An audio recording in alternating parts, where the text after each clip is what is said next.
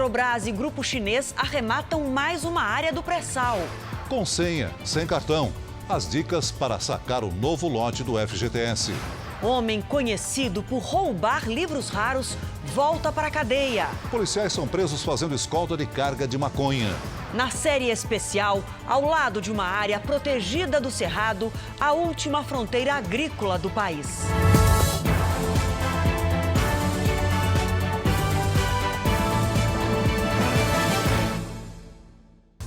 Oferecimento Prime. Invista com quem conhece você.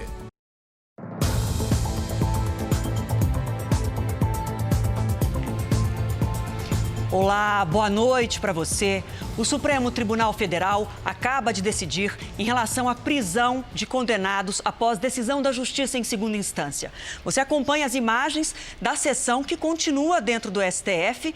O ministro-presidente do Tribunal, Dias Toffoli, é o último a votar e ele já adiantou o voto dele no sentido de que os condenados têm direito a esperar todo o trânsito em julgado de uma acusação. Portanto, só podem ser presos ao final do processo. Esse assunto dividiu o STF. O placar até agora há pouco estava em 5-5. O voto do ministro Dias Toffoli foi o voto decisivo. E ele coloca, essa discussão foi tão polêmica porque pode colocar muitos réus que estão presos nas ruas. Inclusive o ex-presidente Lula, que está preso desde que foi condenado em segunda instância no caso do triplex do Guarujá. Portanto, o placar fica em 6-5 com o voto decisivo do presidente Dias Toffoli contra a prisão após segunda instância. Ainda nesta edição do Jornal da Record, a gente traz todas as informações ao vivo de Brasília sobre essa decisão. 2 policiais civis foram presos suspeitos de escoltar um caminhão carregado com 1 tonelada de maconha em Andradina, no interior de São Paulo. Os investigadores usavam a própria viatura para fazer a segurança do carregamento. Os investigadores saíram algemados. Ivan Caetano é o primeiro. A Luane Petinelli, de capuz, vem logo atrás. Foi na noite de ontem que policiais militares da região flagraram a viatura da Polícia Civil ao lado de um caminhão e de um carro prata num posto de combustíveis à beira da rodovia Marechal Rondon. Os PMs ofereceram ajuda, mas os investigadores, que diziam estar numa operação, recusaram. Os policiais militares não se convenceram da explicação e seguiram os veículos por cerca de 40 quilômetros. Com luzes apagadas, a viatura da Polícia Civil ia atrás do caminhão, até ser interceptada. No fundo falso da carroceria, o caminhão levava mais de 1 tonelada de maconha. A droga saiu de Mato Grosso do Sul e viria para São Paulo. Além dos investigadores, o motorista e o dono do caminhão também foram presos. Ele teria recebido R$10 mil. Os policiais civis trabalhavam nesta delegacia na zona leste de São Paulo, a 600 quilômetros de onde foram detidos com a droga. A delegada de São Paulo, que chefiava os policiais presos, foi consultada ainda de madrugada pela polícia de Andradina. Ela deixou claro que não havia motivo para eles estarem na região. Nenhuma ordem de serviço que autorizasse uma diligência no interior do estado foi determinada. Os investigadores estão presos preventivamente e serão encaminhados para São Paulo. O motorista e o dono do caminhão permanecem detidos no interior do estado. O advogado dos policiais disse que vai entrar com um pedido de habeas corpus para que os investigadores respondam ao processo em liberdade. A Corregedoria de Araçatuba, no interior de São Paulo, instaurou inquérito para apurar o caso. Um procedimento administrativo também foi aberto para investigar a conduta dos policiais envolvidos. A Secretaria da Segurança Pública de São Paulo afirmou que não compactua com desvios de conduta dos agentes e defendeu a investigação rigorosa da denúncia. O vizinho de uma delegacia em Belo Horizonte gravou vídeos de supostas torturas de presos. Segundo ele, os flagrantes são frequentes e acontecem geralmente durante a madrugada. As imagens estão sendo analisadas pela Polícia de Minas Gerais. Este vídeo mostra um dos militares segurando o cacetete. O outro PM coloca luvas. Na sequência, os 4 policiais levam o homem para dentro da delegacia. Não é possível ver o que acontece, apenas ouvir. Em um outro registro, uma pessoa grita por mais de 30 minutos. Tudo aconteceu nesta delegacia da Polícia Civil, que recebe criminosos presos em flagrante pela PM em um espaço destinado aos policiais militares enquanto registram boletins de ocorrência.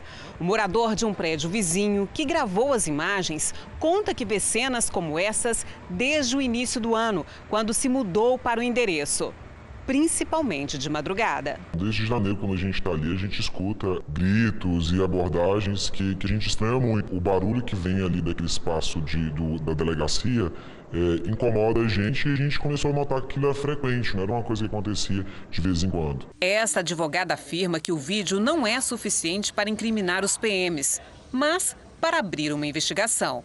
Por isso, o caso deve ser denunciado à Comissão de Direitos Humanos e à Corregedoria da Polícia. Pode ser, às vezes, alguém exaltado ou por um uso de droga ou por estar revoltado com a própria prisão, mas também a gente tem a situação de poder ser um caso de tortura e isso tem que ser investigado. Em nota, a Polícia Civil de Minas Gerais afirma ter informado ao comando da Polícia Militar sobre o fato, já que as imagens demonstram que os presos ainda estavam sob a custódia dos PMs. A Polícia Militar afirma que está analisando os vídeos e as circunstâncias em que os fatos ocorreram para tomar providências e reforça que não admite qualquer desvio de conduta por parte de seus integrantes. Um adolescente acusado pela morte da menina Raíssa, de 9 anos, foi condenado hoje em São Paulo. A decisão é da primeira vara especial da infância e da juventude da capital paulista. O crime aconteceu em setembro.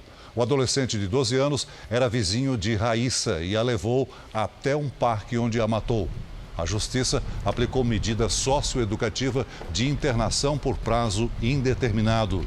De acordo com o Estatuto da Criança e do Adolescente, a internação máxima é de 3 anos.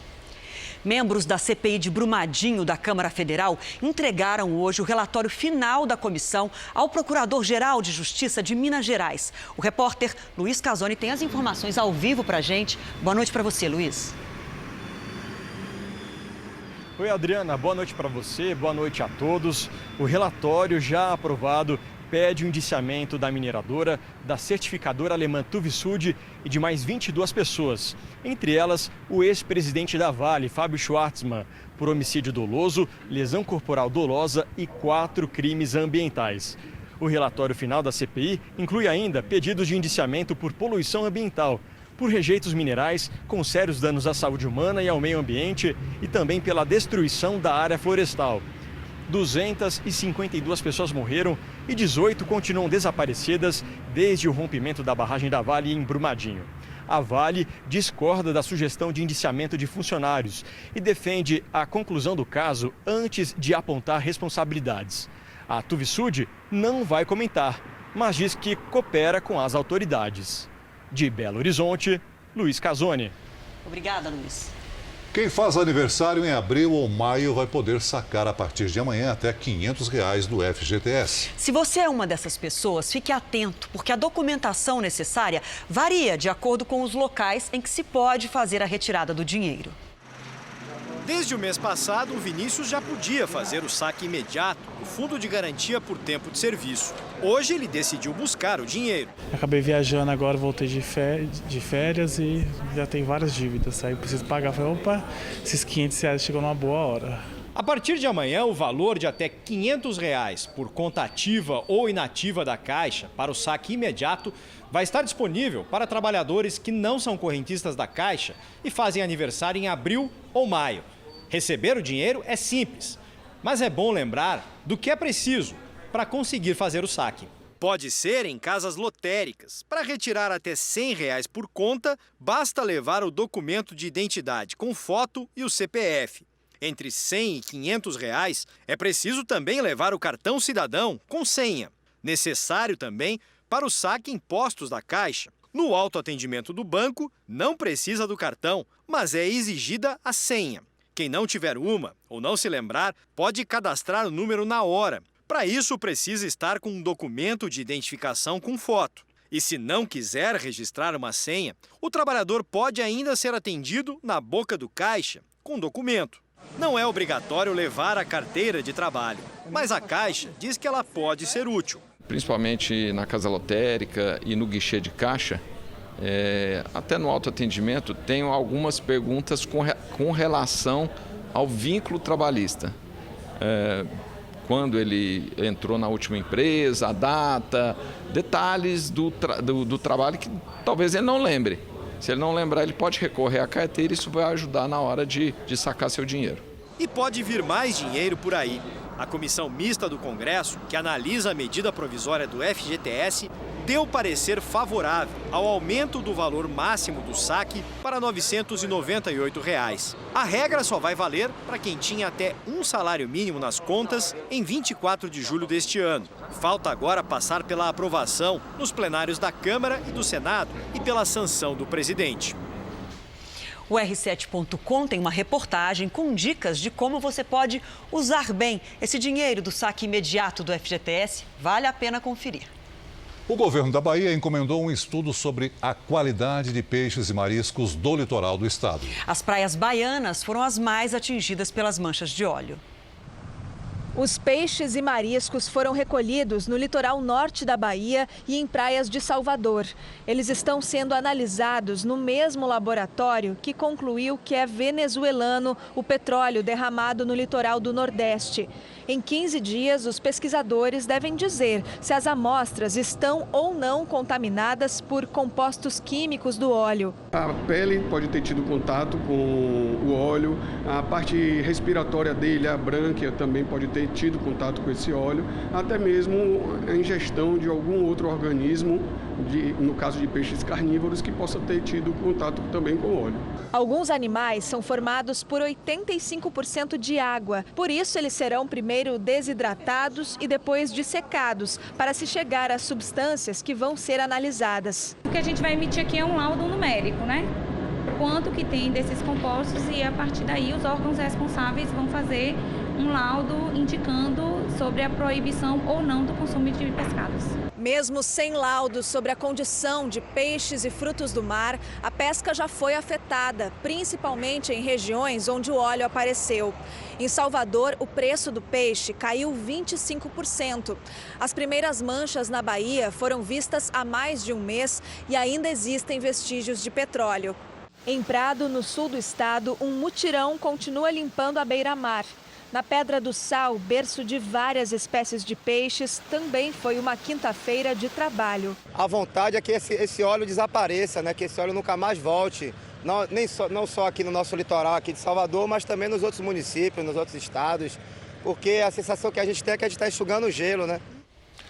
Você sabia que o petróleo é capaz de provocar queimaduras na pele parecidas com as de uma água-viva?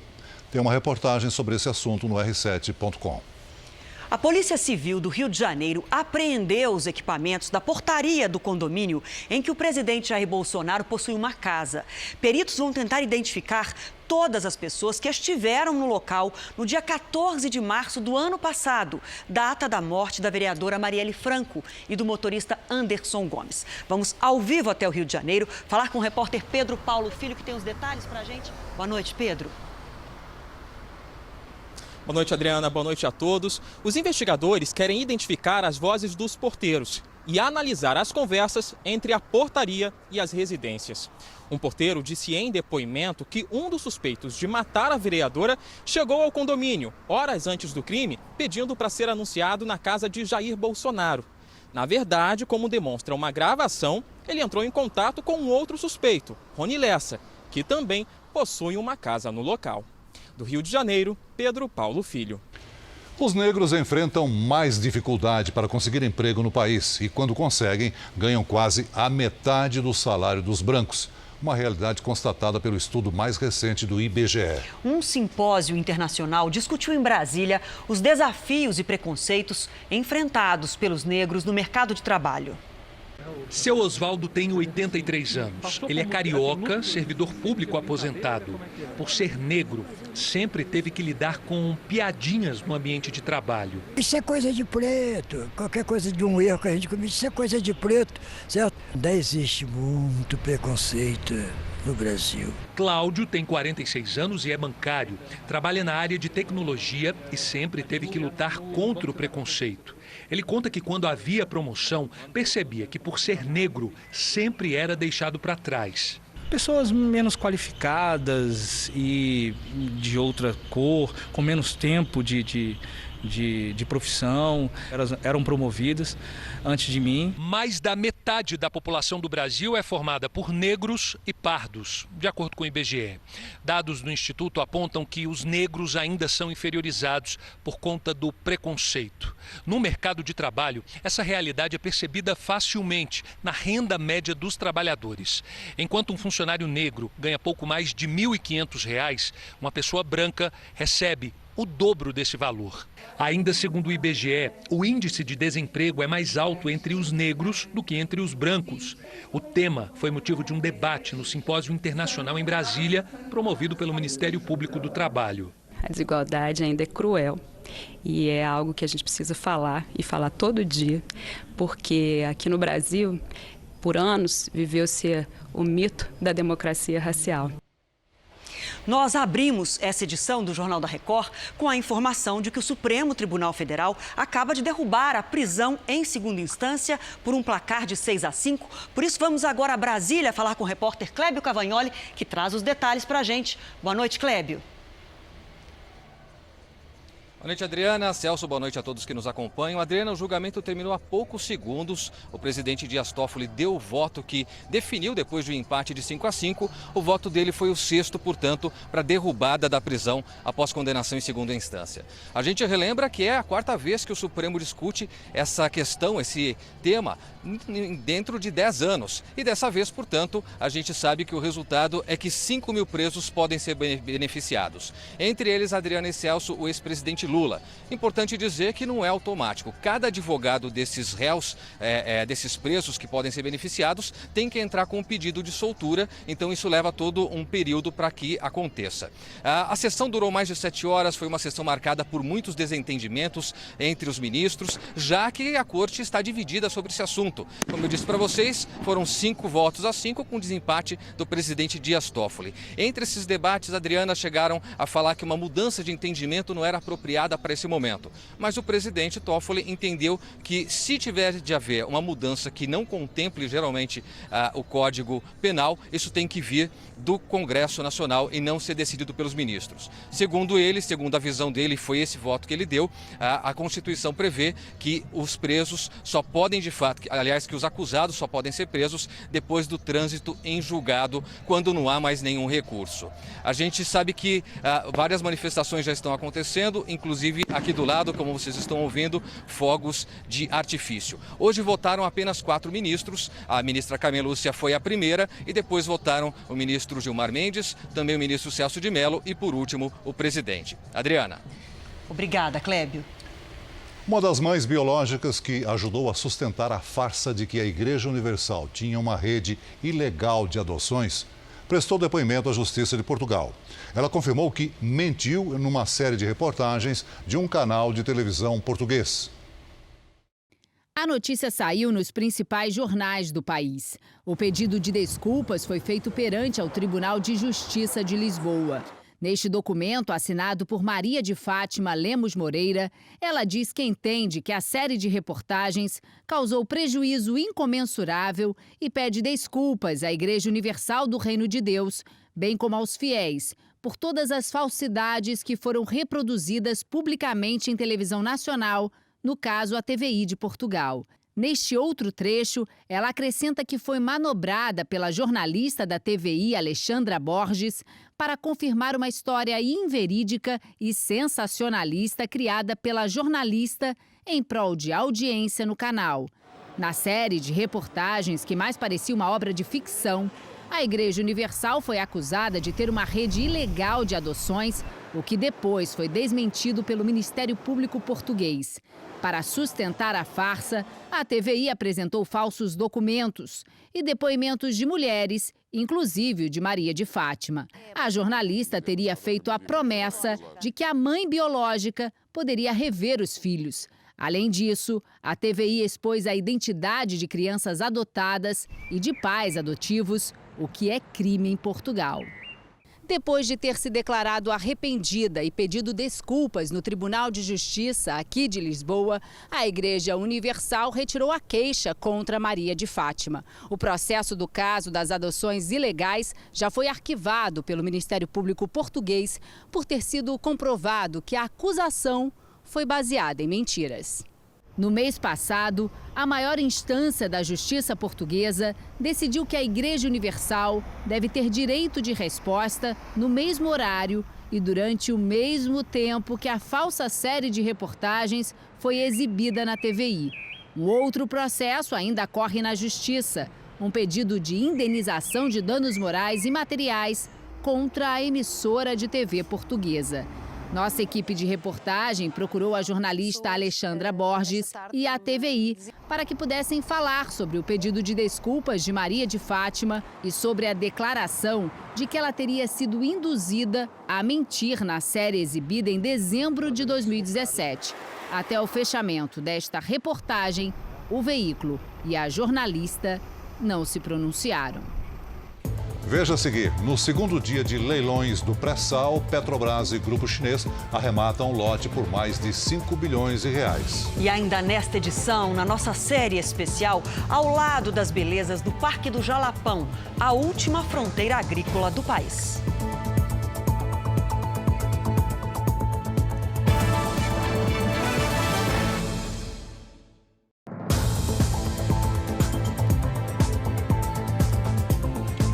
O presidente Jair Bolsonaro deve enviar a reforma administrativa para o Congresso já na semana que vem. Bolsonaro também anunciou um novo secretário de Cultura e a transferência da pasta para o Ministério do Turismo. O presidente nomeou Roberto Alvim como novo secretário de Cultura. Ele é diretor de teatro e estava dirigindo a Funarte, o Centro de Artes Cênicas. Na Secretaria Especial de Cultura, Alvim substituirá Ricardo Braga, que estava no cargo havia 2 meses e foi transferido para o Ministério da Educação. E mais do que mudança de nomes, o governo fez outras alterações. Por meio de decreto, a Secretaria de Cultura, que já teve status de ministério, sai da pasta da Cidadania e vai para o Ministério do Turismo. A ideia é acabar com a turbulência na função, que já foi ocupada por outros 2 secretários. Nesta quinta-feira, o presidente voltou a falar do leilão do pré-sal de ontem, que arrecadou quase 70 bilhões de reais. Segundo a nossa equipe, o ministro da Minas e Energia, o próprio Paulo Guedes, foi o maior leilão do mundo até o momento. Então foi bem. Não adianta você ter petróleo embaixo da terra e não ter como explorá-lo. E você deve estar sabendo da mídia, né? Que essa matriz que vem aí do fundo da terra aí, a tendência é ela ir diminuindo, porque outras fontes de energia vão aparecendo no mundo. Bolsonaro disse que a entrega da proposta de reforma administrativa à Câmara dos Deputados ficou para a próxima semana. A princípio, terça-feira que vem. Pedimos mais uma semana, foi muita boa notícia essa semana, mais uma semana. Até porque você tem que mandar lá para lá com a menor quantidade possível de arestas. Às vezes comete um equívoco. A entrevista foi rápida. Depois de um forte trovão e com a chegada da chuva, o presidente teve que ir embora. Eu vou ter que parar, então. Valeu, pessoal. E hoje foi realizado o último leilão do ano do pré-sal. E mais uma área foi vendida para a Petrobras. A ausência de empresas internacionais fez o governo admitir mudanças nas regras para aumentar a competitividade do mercado de petróleo. Em menos de 20 minutos, o leilão estava encerrado. No segundo dia, foram oferecidos 5 blocos do pré-sal. 4 na Bacia de Santos e 1 na Bacia de Campos, no Rio de Janeiro. Nenhum é explorado. A venda foi no regime de partilha. Vence quem entrega à União o maior volume de gás e óleo, já descontados os custos de produção. Mais uma vez, a Petrobras foi protagonista. Formou um consórcio com uma empresa chinesa e arrematou o bloco de Aran. A petrolífera brasileira ainda tinha interesse em outras 2 áreas, mas desistiu. Em 2 dias, gastou quase 75 bilhões de reais em novas aquisições. Dentro da mesma perspectiva que foi traçada ontem, da própria Caixa da companhia e também linhas de financiamento, se for necessário, que já estão contratadas. O saldo arrecadado nos 2 leilões foi considerado positivo para o governo, mas a ausência das grandes companhias estrangeiras surpreendeu. Para o ministro de Minas e Energia, será necessário rever as regras das próximas rodadas e tornar o modelo de negócio mais atrativo para o mercado internacional. O fato da Petrobras exercer o direito de preferência dela, já reduzindo a competitividade, e não participar, isso aí tem que ser efetivamente analisado. E realmente não me parece ser de bom senso manter um regime como que é hoje.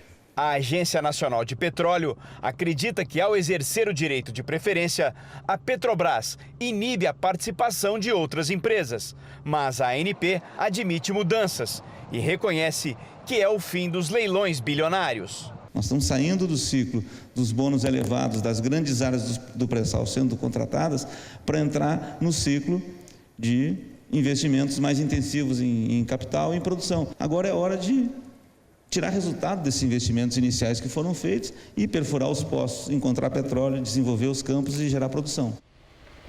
A inflação oficial de outubro foi a menor dos últimos 21 anos.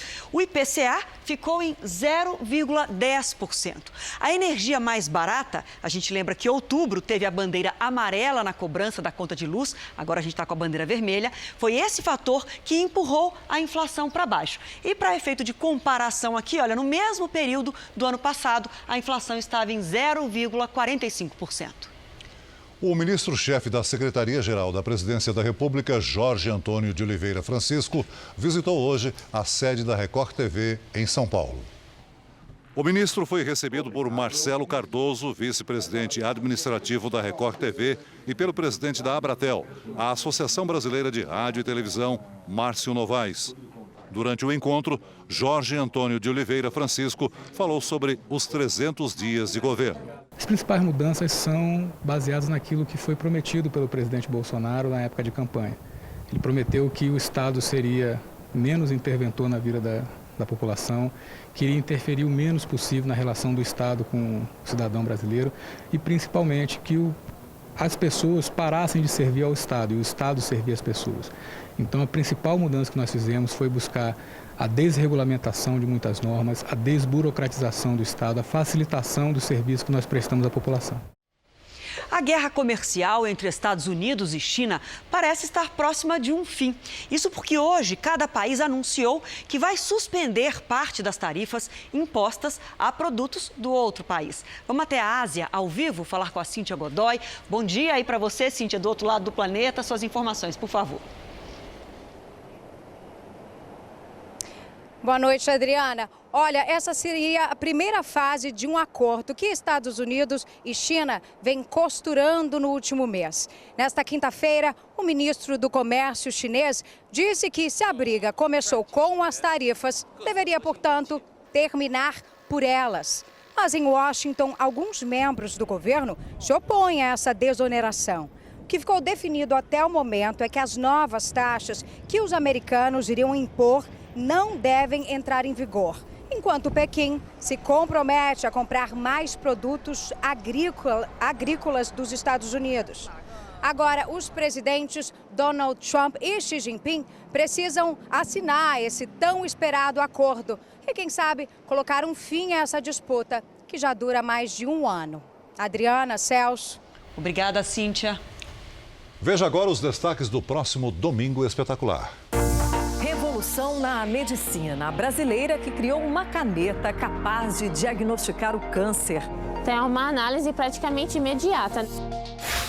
Roupa curta pode usar depois dos 50? A Gretchen acha que sim. Quem paga as minhas roupas sou eu, meu amor. Convites por R$2.000 cada. Bolo, 60 mil. Conheça o universo dos casamentos milionários. É no Domingo Espetacular, depois do Faro. Até lá. Veja a seguir novas informações sobre a decisão do Supremo que derrubou a prisão em segunda instância. E também, homem foragido por roubar livros raros é preso em São Paulo. E na nossa série especial, na imensidão do centro-oeste do Brasil, a pequena e produtiva vila disputada por 2 estados.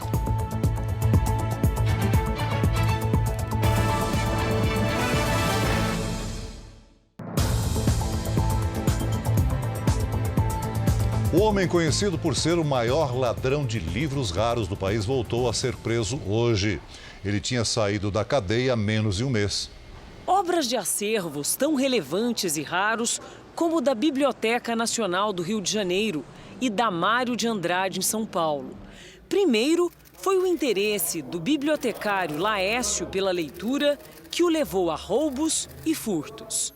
Algumas coisas eu acabei sendo convencido e acabei devolvendo. Depois vieram as encomendas, ainda investigadas pela polícia. Um mercado milionário e alimentado durante quase 10 anos por Laécio, com desfalques no patrimônio cultural de pelo menos 4 estados brasileiros. Foram 5 prisões por furto, roubo, receptação e formação de quadrilha. Desde março, ele cumpria pena na Baixada Fluminense, mas o bibliotecário estava foragido desde o mês passado, quando teve uma saída temporária para o Dia das Crianças e não voltou. Laécio Rodrigues foi preso hoje de manhã na região central de São Paulo por policiais militares que faziam uma ronda de rotina. O comportamento de Laécio, o nervosismo, chamou a atenção dos policiais, que durante a revista não encontraram nada de ilegal. Mas quando foram fazer a consulta do CPF, verificaram que se tratava de um dos maiores ladrões de livros raros do Brasil, foragido da justiça. O próprio Laércio mesmo falou com a equipe aí que mais de 300 livros ele subtraiu, sendo até um livro de 1,5 milhão ele chegou a vender. Na maior cidade brasileira, carros e pedestres também dividem espaço com fios pendurados, caídos ou simplesmente largados no chão. Nem todos são de alta tensão, mas no meio de um emaranhado de problemas, como saber? O risco está por toda a parte. Todo lugar que você vai tem fio pendurado. Neste ano, já foram registradas mais de 1.300 quedas de fiação no estado de São Paulo. 182 só na capital. E houve consequências. Mais de 100 pessoas receberam descargas elétricas. E há casos fatais. Na última terça-feira, Maria Aparecida Cardoso morreu ao encostar num fio rompido. A gente tem medo, né? Um fio. A gente nunca sabe se tem eletricidade ali ou não, né? Se afastar dos fios soltos é a principal recomendação deste especialista para evitar risco de choque. Mesmo que os cabos sejam de telefonia ou TV a cabo e não tenham corrente elétrica. Ele não foi projetado para ficar no chão, para ficar largado. Ele tem uma instalação correta, tem um projeto, ele precisa obedecer esse projeto e essas normas. Então aqui ele está incorreto aqui e sempre tem um risco. A situação é bem feia mesmo. Isso, ela está com aspecto de estar misturado, com uma tensão de 110, 120, está misturado com a parte de telefonia, de voz e dados. E assim, não está seguindo as normas técnicas aqui, está bem evidente. Outra situação que exige bastante cuidado são os postes metálicos. Esse aqui, por exemplo, ele está quebrado, os fios estão expostos, mas por enquanto não estão desencapados. Só que, com o passar do tempo, a fiação pode sofrer um desgaste e acabar energizando o poste inteiro. Aí, a chance de alguém encostar aqui e levar um choque é bastante grande. A concessionária de energia local, ela deve zelar pela sua infraestrutura, ou seja, independente de quem esteja usando a infraestrutura dela, ela responde pelas instalações, pela execução e também pela manutenção. A Enel, empresa distribuidora de energia em São Paulo, disse que faz inspeções periódicas nas linhas e ações preventivas, como podas de árvores, em contato com a rede elétrica. Sobre a fiação de telecomunicações, informou que notifica as empresas para que mantenham tudo em ordem. Segundo a Anatel, a Agência Nacional de Telecomunicações, as empresas podem ser responsabilizadas por eventuais falhas. Uma decisão da Justiça de Goiás pode mudar o rumo das relações trabalhistas entre empresas de aplicativos e entregadores de comida. Um motoboy que não tinha carteira assinada ganhou um processo contra uma dessas empresas. Ele foi oficialmente considerado um funcionário do delivery e teve os direitos garantidos. O Wellington trabalhou por quase um ano entregando comida em Goiânia. Usava a própria moto, mas segundo ele, tinha chefe, obrigações e horário. Tinha até uma escala que eu tinha que cumprir. No caso, eu tinha que entrar lá 11 horas, sem falta, e sair 11. O que ele não tinha eram os documentos que comprovassem a relação de emprego. Só não tinha carteira de trabalho, não tinha nada por escrito, nada. Ao ser desligado, o entregador não recebeu nada de direitos trabalhistas e entrou na justiça. Acabou ganhando a ação. A empresa foi condenada a assinar a carteira de trabalho, recolher INSS, pagar 13º e férias proporcionais e horas extras. Então a gente comprovou judicialmente que a empresa, através de um aplicativo de comida, captava esses empregados e tinha uma relação de emprego ali. A decisão abre um precedente para que entregadores por aplicativo conquistem direitos trabalhistas como se fossem empregados. Hoje não há lei que regulamente a atividade. Esta advogada diz que se a decisão de primeira instância for confirmada por um tribunal superior, pode virar regra. E alerta que a situação jurídica de entregadores e motoristas por aplicativo é muito precária. Nós estamos num limbo jurídico. Esses trabalhadores estão à margem da sociedade. Eles não têm os seus direitos mínimos garantidos. E nós voltamos a falar da decisão do Supremo que derrubou a prisão em segunda instância por 6-5. Com a decisão, o ex-presidente Luiz Inácio Lula da Silva pode ser solto. Vamos ao vivo a Brasília novamente com Clébio Cavagnoli, que acompanhou toda a sessão. Clébio, a defesa do ex-presidente Lula já se manifestou, não é isso? Já sim, Adriana, os advogados disseram que vão entrar imediatamente, o mais rápido possível, de forma eletrônica, inclusive com um pedido de soltura do ex-presidente Lula. Esse pedido é encaminhado para a Justiça do Paraná e a expectativa é que o ex-presidente seja solto nos próximos dias. A gente relembra que, além de Lula, Adriana, outros presos da Lava Jato emblemáticos também serão beneficiados, são pelo menos 14. Entre eles, o ex-presidente da Câmara, o ex-deputado Eduardo Cunha. Como nós dissemos aqui, o voto do presidente do Supremo, Dias Toffoli, foi decisivo. Foi o 6º voto que desempatou e derrubou a prisão após condenação em segunda instância. Nós vamos então acompanhar como foi esse voto decisivo do presidente Dias Toffoli. Voto pela procedência das ações diretas de constitucionalidade, para, assim como o fez o relator, declarar a compatibilidade da vontade expressa do Parlamento brasileiro, contida no artigo 283 do Código de Processo Penal, estabelecida pela lei aprovada no Parlamento Brasileiro de número 12.403, de 4 de maio de 2011, esse dispositivo é compatível com a Constituição Federal Brasileira. Chuvas causam transtornos nas regiões Sul e Centro-Oeste. No Distrito Federal, foram ventos de até 70 km por hora e muitos alagamentos em várias cidades e na rodoviária do Plano Piloto. A chuva também comprometeu 17% da rede elétrica. Em Porto Alegre, na região das Ilhas, a cheia do rio Guaíba complica a vida dos moradores que precisam andar pelas ruas alagadas. Em Santa Catarina, um barco virou por causa do tempo ruim. 14 pessoas faziam a travessia do rio Uruguai. Um jovem de 19 anos está desaparecido. E a gente segue falando do tempo. Lidiane, boa noite para você. Temos previsão de mais temporais para amanhã? Boa noite, Adriana. Olha, no Rio Grande do Sul chega de chuva. Já em Brasília, os transtornos podem se repetir. Os temporais se formam quando a umidade da Amazônia encontra ventos na região Centro-Sul. Do litoral de Santa Catarina até o Rio de Janeiro, tempo chuvoso o dia todo. No Rio Grande do Sul, o ar seco deixa o tempo firme. Faz sol também e calor em todo o Nordeste com baixa umidade do ar. Na região Norte, a chuva aperta à tarde. Em Porto Velho, máxima de 34 graus. Em São Luís e em Belo Horizonte faz 33 e até 25 em Florianópolis. Tempo delivery. Começamos em Campos do Goytacazes, Rio de Janeiro. É o Renato Brito que quer saber até quando vai o calorão por lá.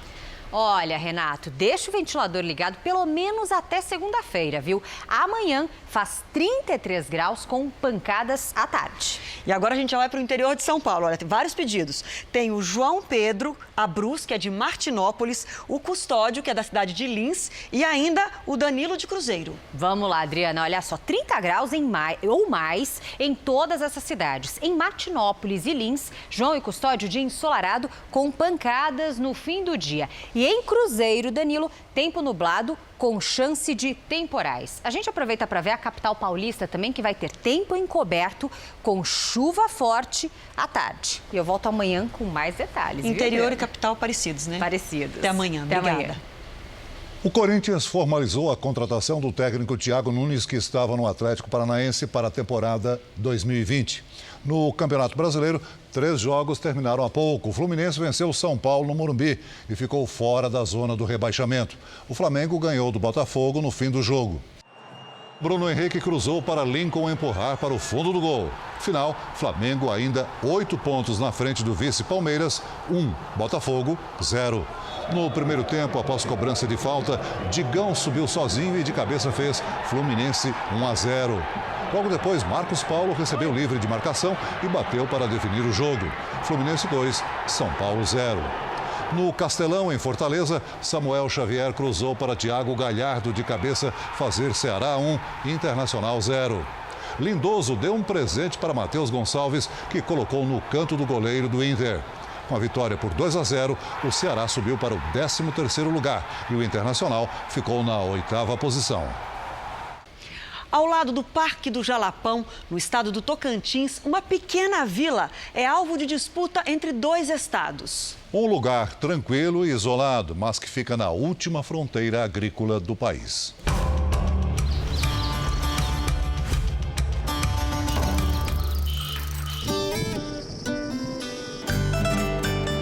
Uma rua empoeirada, algumas casas, igrejas, escola, restaurante, padaria e só. Bem-vindo à Vila Panambi, um lugar tão sossegado que papagaio vive solto. E de cima da árvore, solta a cantoria.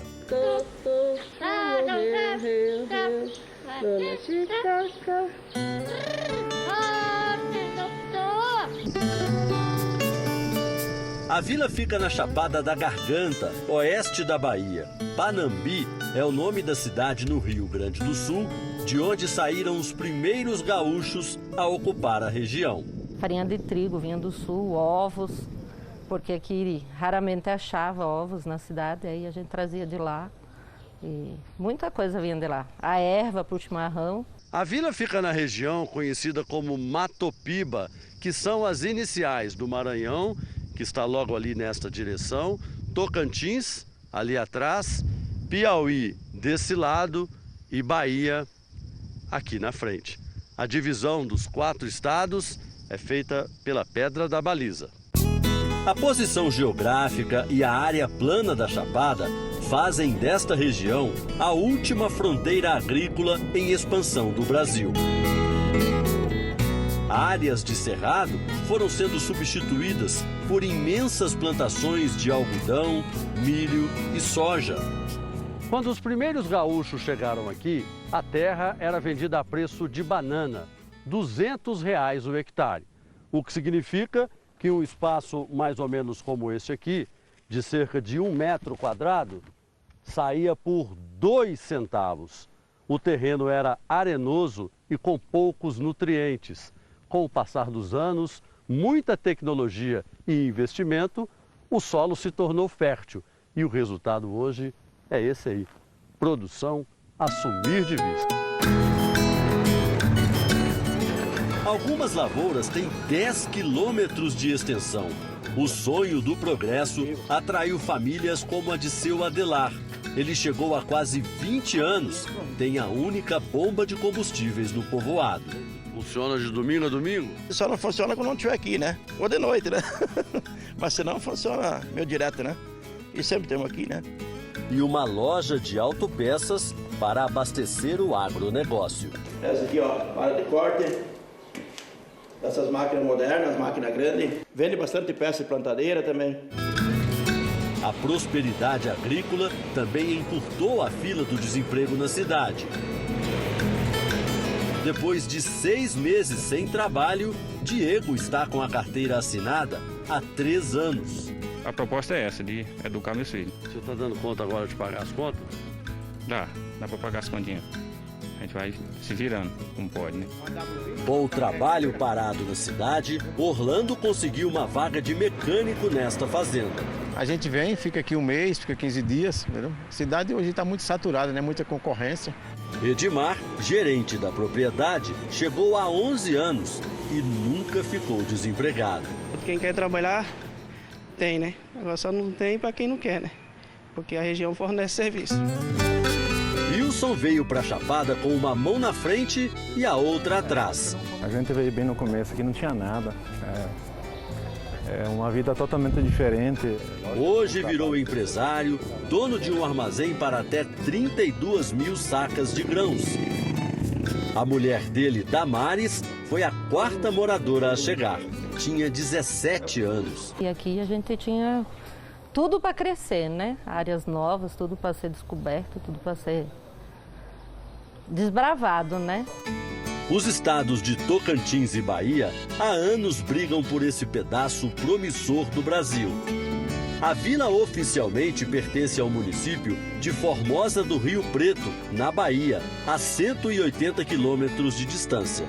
Mas os serviços públicos são bancados pela Prefeitura de Mateiros, em Tocantins, a 90 quilômetros daqui. A gente presta serviços básicos aqui na área de saúde, da educação, segurança pública, e a gente acaba ficando somente com o ônus, né? Todo esse custo aí é feito pelo governo do estado, pela Prefeitura de Mateiros, e aí o bônus, que é a arrecadação, através da produção agrícola, acaba ficando para o governo da Bahia. Sem acordo entre os dois estados, falta investimento para as melhorias na vila. Mas a parte de serviços e comércio se ajeita como pode. Se falta algum produto em casa e o supermercado já fechou, é só ir até a casa do dono que ele abre as portas na hora. Olha aí. Com certeza. Com certeza. Estamos às ordens aí sempre. Muitas pessoas aqui moram em fazenda, né? Então, deslocam de lá e eles chegam aqui e fica chato não atender, né? A torre de celular chegou, mas o sinal não. Só o da internet, o veículo oficial de comunicação dos moradores dessa pequena vila no coração do Brasil. Vai falar de nós aí hoje? Já falaram que você estava aqui, né? Tá todo mundo sabendo? Todo mundo da vila já está sabendo. E aí, assim vocês vão levando a vida, né? É, vamos levando assim. O Jornal da Record termina aqui. Para rever esse programa na íntegra, acesse playplus.com ou baixe o aplicativo. E atenção, você que já tem o app do Play Plus, para continuar aproveitando a ferramenta, vá na loja de aplicativos do seu smartphone e faça a atualização. Essa medida vai garantir uma experiência ainda mais agradável para você. E à 00:30 tem mais Jornal da Record com o Sérgio Aguiar. Fique agora com a Fazenda ao vivo com o Marcos Mion. A gente volta a se encontrar amanhã aqui no JR. Até lá. Boa noite, até amanhã.